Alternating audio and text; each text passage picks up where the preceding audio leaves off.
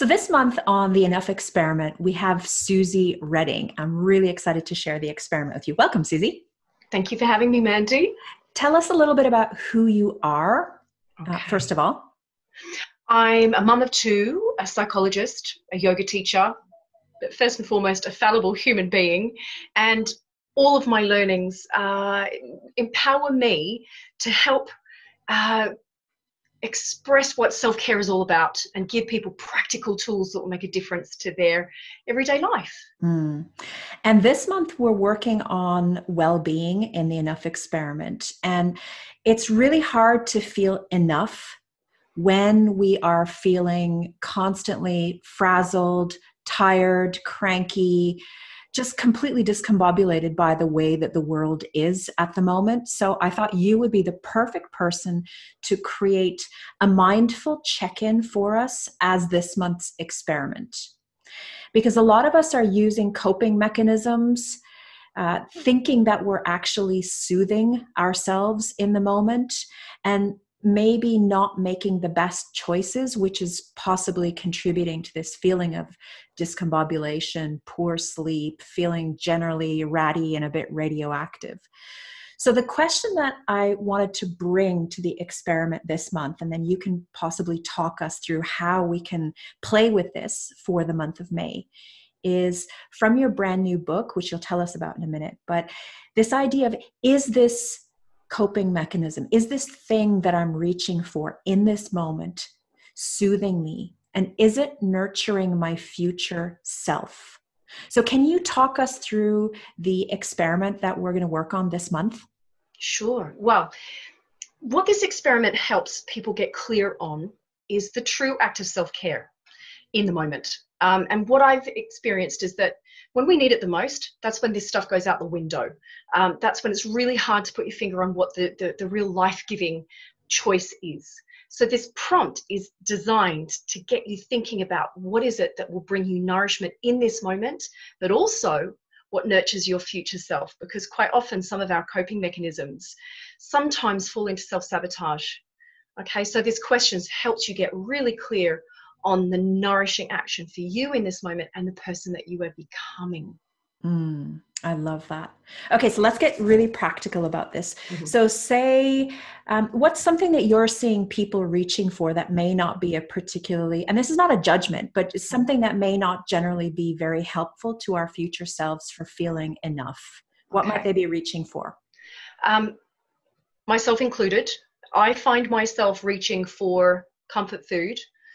Sometimes alcohol, it's the caffeine to get us going in the mornings.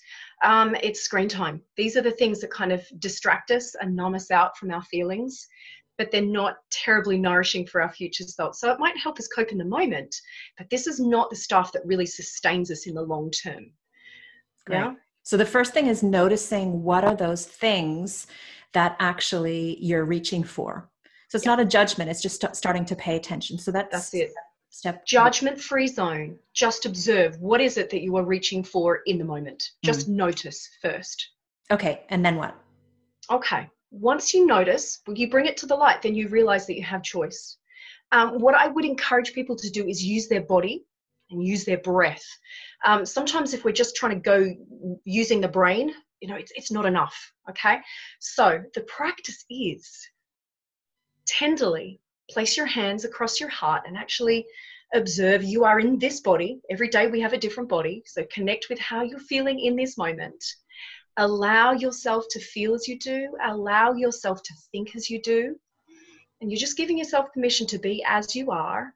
And then ask yourself, what is it that will nurture you in this moment and the person that you are becoming? And that's the nourishing choice. Observing that we have a choice. But that's the thing we want to do more of. One step at a time takes you closer to being that version of you. So what I'm hearing you say is we're interrupting the possibly automatic or not self-aware behavior of simply reaching for yet another party pack, Kit Kat, or whatever in the moment might be moving us away from feeling well enough in that moment. So it's understanding what your things are, chocolate, wine, what screen time, creating a pause by creating a physical reaction. And, if this doesn't work for you, you could come up with something else. Yeah. Taking a breath, connecting to who we aspire to be. And a question I might add there, if that particular one doesn't land with you, maybe this one does, is doing that act and checking in for the breath is like, what's the unmet need here? Maybe you're bored. Maybe you need some exercise. Maybe you need some sleep. Often I just need a glass of water. I don't know about you, but I'm not drinking enough water. So it's just checking in. What's actually going on here? So I love that practice. And it's something that we can bring into every time we find ourselves numbing out or choosing habits that aren't serving us. Now, I have one more question before we jump off. How do we course correct when this goes wrong?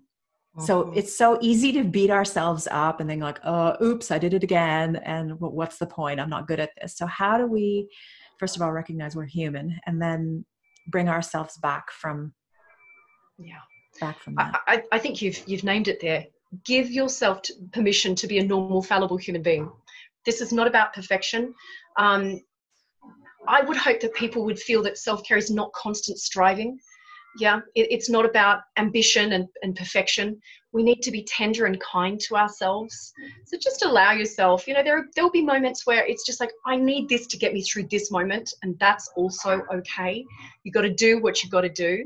I think the concept of the inner elder can be really powerful here.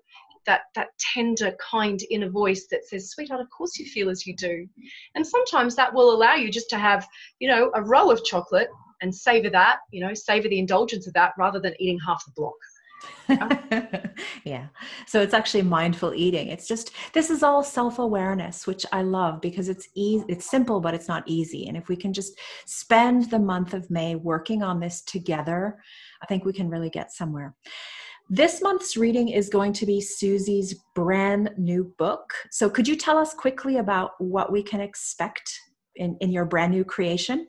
Oh, thank you, Mandy.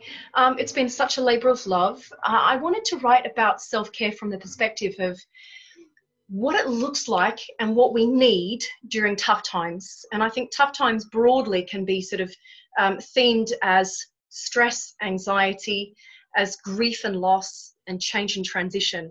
And I feel that there are skills that are really relevant to helping us navigate those times. So this book takes a deeper look at what that skill set is. And I hope from that perspective, people see that it's not another thing that you have to do to burden your, to-do list. These are things that you can imbue your day with, everyday activities with these skills that will just help us navigate stress, anxiety, loss, and change. Thank you so much. And I look forward to hearing how all of you are doing with the experiment this month. Thanks for being with us.